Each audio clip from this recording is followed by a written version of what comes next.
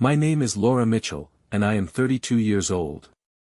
If I close my eyes and replay how my journey with Michael began, it almost feels like I'm recalling someone else's memories rather than my own.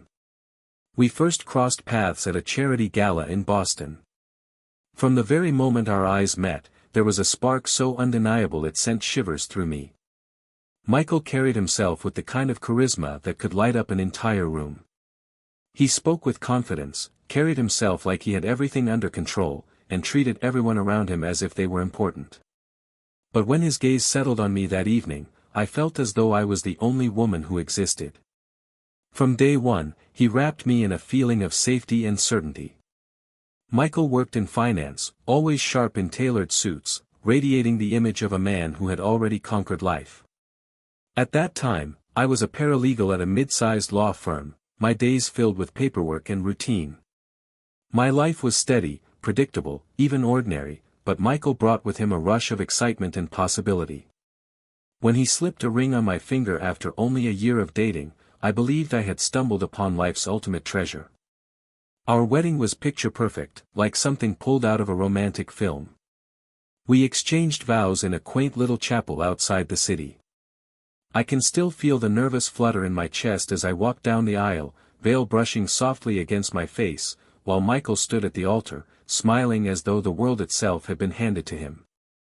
Our loved ones clapped and cheered, some with tears streaming down their faces, and I promised myself that day would mark the beginning of every dream I had ever held close.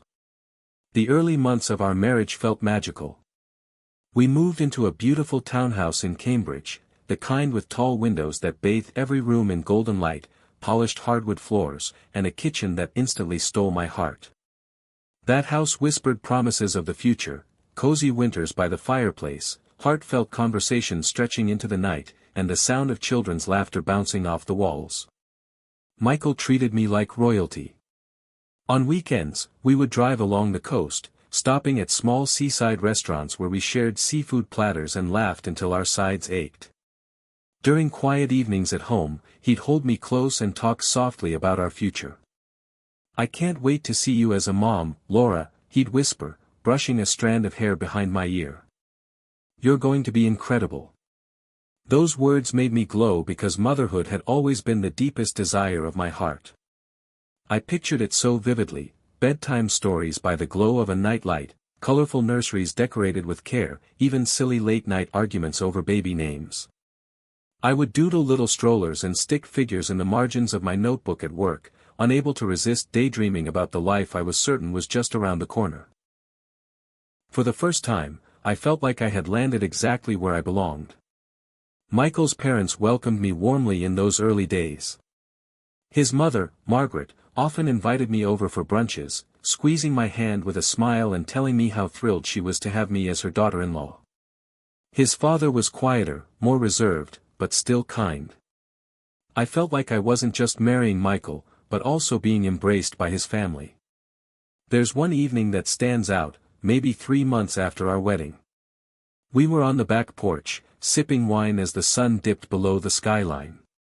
Michael leaned in, kissed my cheek, and murmured, "This is forever, Laura. You and me. And soon, little ones running around making this house loud." I laughed, playfully nudging him, but inside I was already picturing a chubby-cheeked boy with his smile or a little girl with curls tumbling down her back.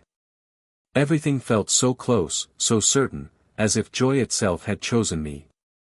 Looking back now, I realize how naive I was to believe happiness could be secured by vows and promises. But in that season, surrounded by love and expectation, I truly thought nothing could break us. At night, lying beside him, I would whisper quiet prayers to God that I prayed for our marriage, for children. For Michael's love to remain as strong as it was then.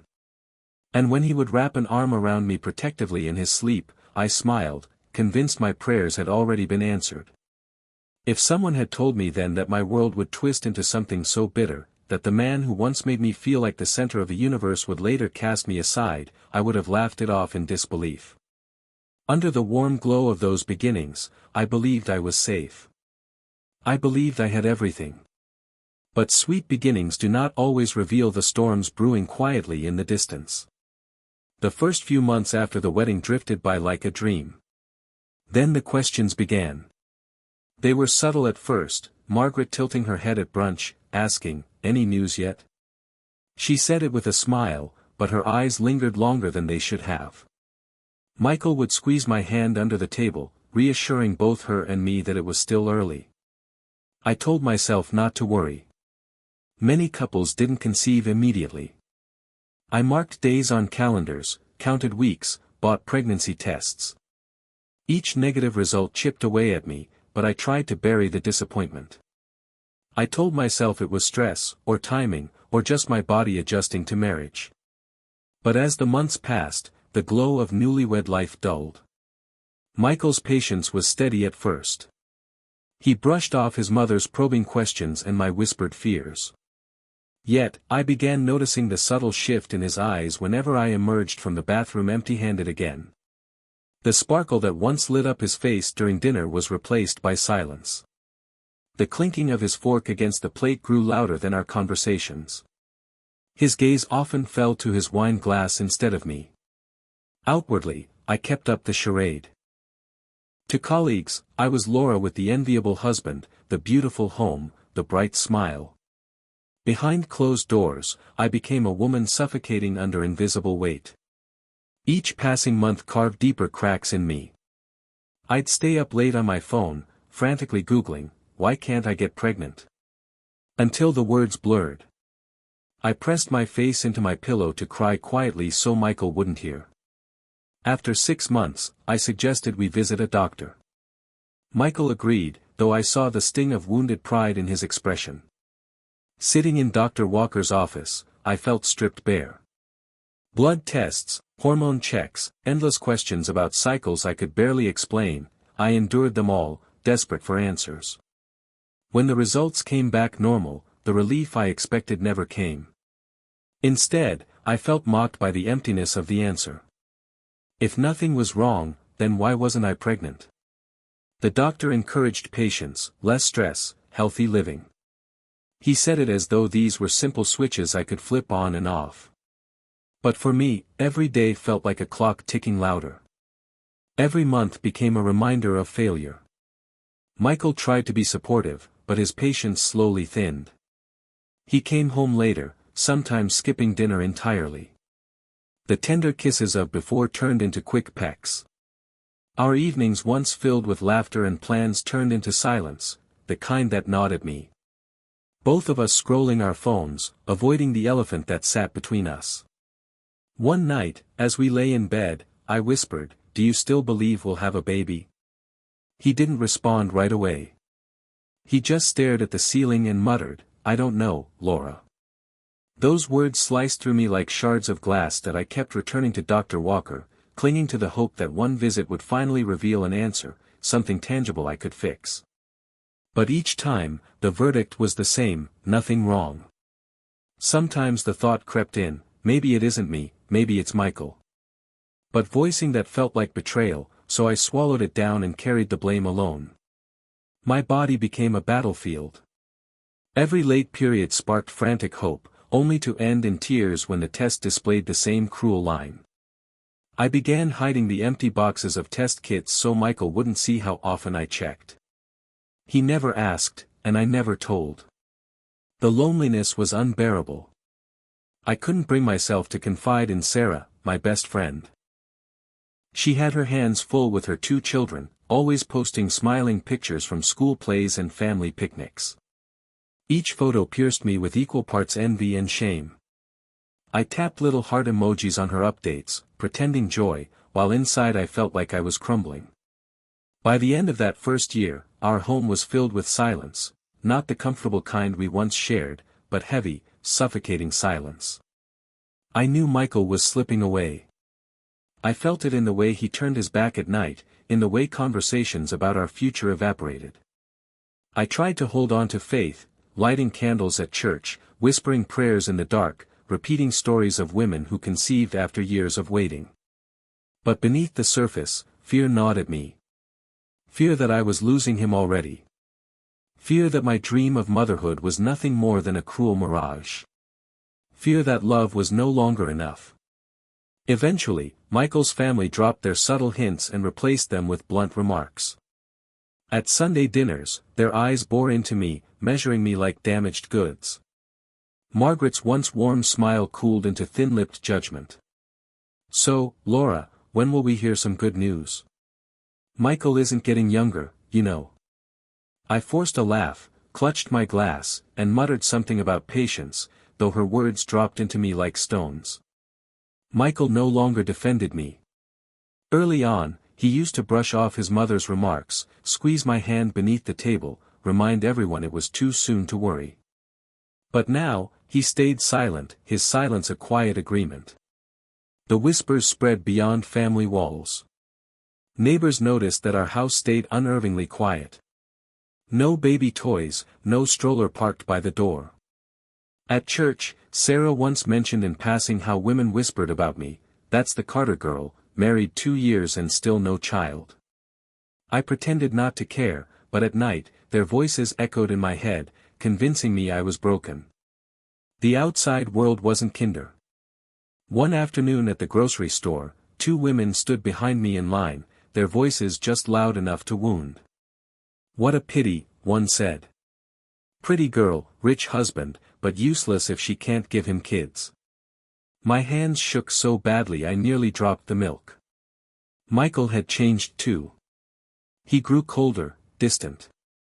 His patience wore thin. He'd come home and disappear into his study, barely acknowledging me.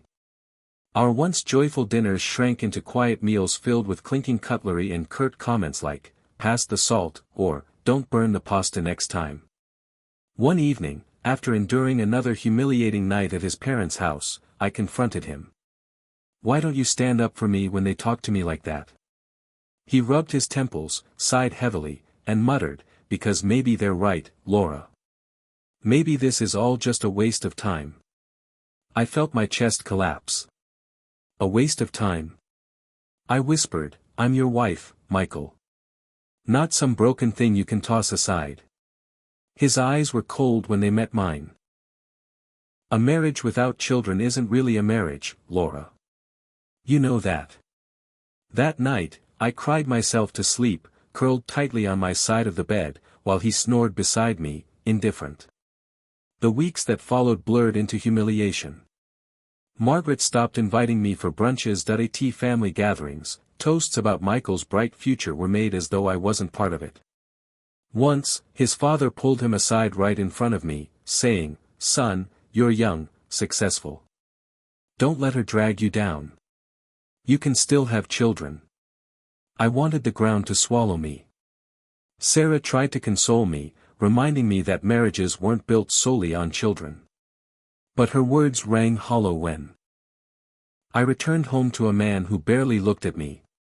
Every month without a baby wasn't just my private heartbreak anymore, it was ammunition for Michael's family, fuel for his frustration. I felt barren not only in body but in spirit. The love that once bloomed between us had withered into dust. No matter how many tears I watered it with, nothing grew. The cruelest part. I still loved him. Even as he pulled away, even as his family sharpened their knives, I clung to the memory of who we once were. I believed if I could endure just a little longer, maybe things would turn around. Maybe a miracle was just ahead. But miracles don't arrive on demand. And patience, no matter how sturdy, eventually crumbles under the sting of rejection. I began questioning if love could truly survive in a home filled with silence, disappointment, and the unspoken label that hung over me, barren. As the pressure mounted, I threw myself into every possible solution. If there was even a whisper of hope, I chased it. Dr. Walker repeated again and again that nothing was wrong, that I simply needed to be patient. But patience felt like cruelty when every month ended in failure. I attacked the medical side first, endless blood tests, ultrasounds, ovulation kits lined up in the bathroom like little soldiers. I tracked my cycle obsessively, charted my temperature each morning, convinced myself every ache or symptom was a clue. Michael tolerated it for a while, then began rolling his eyes. "You're overthinking," he snapped one evening, tossing his keys on the counter. Maybe if you'd relax, it would just happen. Relax. As if it were that easy. When the medical path yielded no answers, I turned to faith. I fasted, prayed, stayed up through the night whispering scripture over my body, begging God for mercy. Sarah joined me once, holding my hands with tears streaming down her cheeks.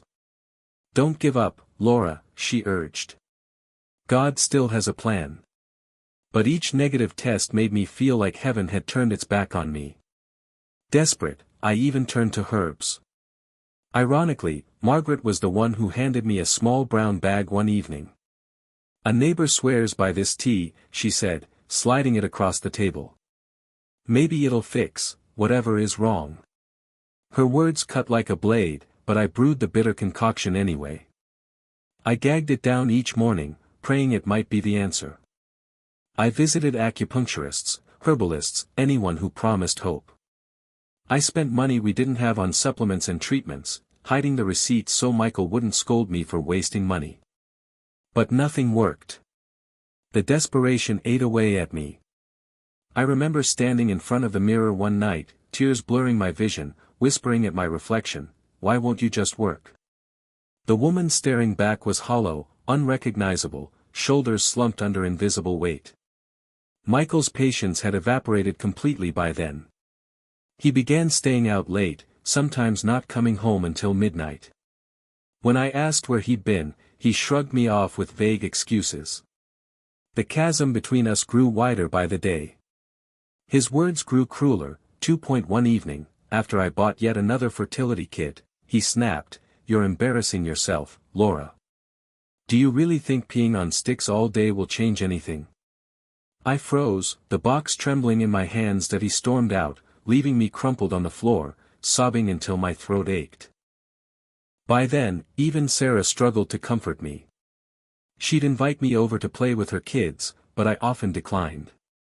Watching her little boy curl into her lap, hearing her daughter's giggles, it was like pressing my face against the glass of a world I could never enter. Still, I refused to surrender. Some stubborn spark inside me clung to the belief that if I just held on a little longer, if I just tried one more thing, a miracle would come. So I kept going, doctors, herbs, prayers, frantic late-night searches. But the harder I fought, the more dignity I lost. My marriage unraveled thread by thread, yet I still chased hope like a drowning woman reaching for a rope that never appeared. What I didn't realize then was that my desperation wasn't saving our marriage. It was only delaying the inevitable blow waiting just ahead. The morning everything collapsed is etched in my memory like a scar. It was a Saturday, the kind of day that used to be ours, lazy mornings with pancakes and sunlight spilling across the kitchen table. But those warm days were long gone.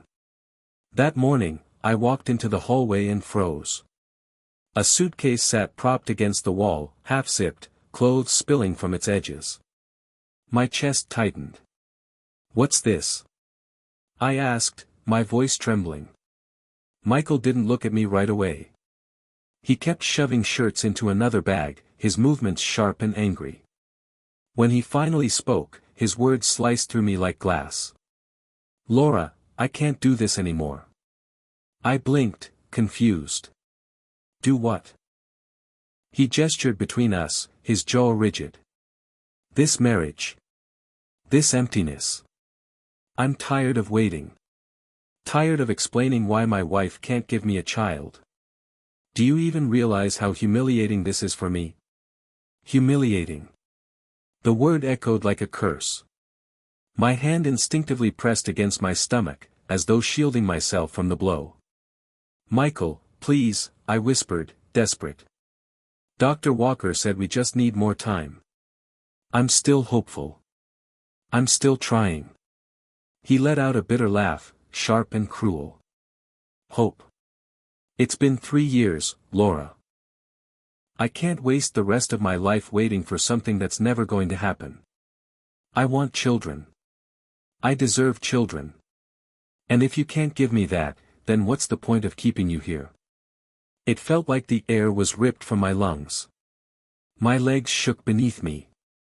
You're throwing me out." "Yes," he said flatly. No hesitation. No mercy. Pack your things. I've already spoken to a lawyer. I stumbled back onto the couch, numb. My chest constricted so tightly it hurt to breathe. The man I loved, the man I had prayed for, fought for, cried for, was discarding me as though I were nothing more than a defective object. "Michael, I love you," I whispered, tears streaming uncontrollably. "I can't just walk away. Please, don't do this to us." But his eyes were unrecognizable, cold and hard. "Love doesn't build a family, Laura. Children do.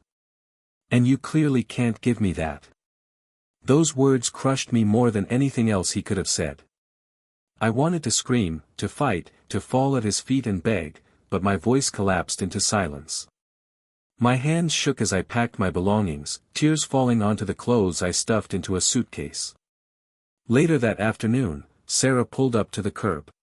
Her face twisted with fury when she saw me standing there, 2 bags at my side, heart in tatters. She jumped out of the car, wrapped me in her arms, and muttered through clenched teeth, "You don't deserve this." But in that moment, I wasn't sure I deserved anything at all. All I could hear was Michael's voice echoing inside me, "Love doesn't build a family. Children do." That night, lying in Sarah's guest room, I curled up on the bed and wept until my pillow was soaked. The humiliation seared like fire in my chest. I had given everything to my marriage, my love, my devotion, my prayers, and in the end, I had been cast aside for something beyond my control.